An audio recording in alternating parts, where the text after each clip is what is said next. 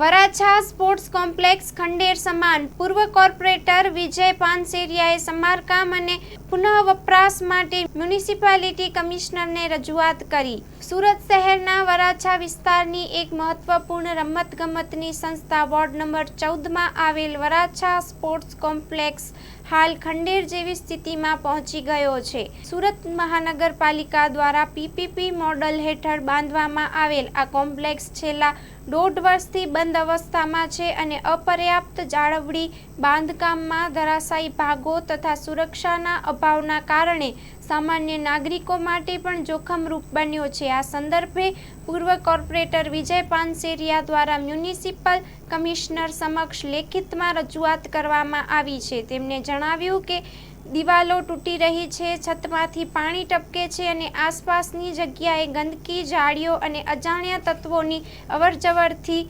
Specially મહિલાઓ અને બાળકો ત્યાં જવા ડરે છે. તેમની મુખ્ય માંગણીઓમાં સ્પોર્ટ્સ કોમ્પ્લેક્સનું તાત્કાલિક નિરીક્ષણ, સમારકામ માટે બજેટ ફાળવણી, નિયમિત જાળવણી માટે સ્ટાફની નિમણૂક અને સ્થાનિક યુવાનો સાથે સહયોગ કરીને કેન્દ્રને ફરીથી સક્રિય બનાવવાની માંગ છે.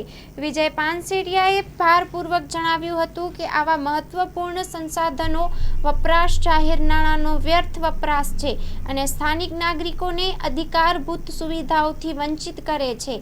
સમયસર પગલાં લેવાશે તો રમતગમત અને ફિટનેસ સંસ્કૃતિને નવો ઉછાળો મળશે.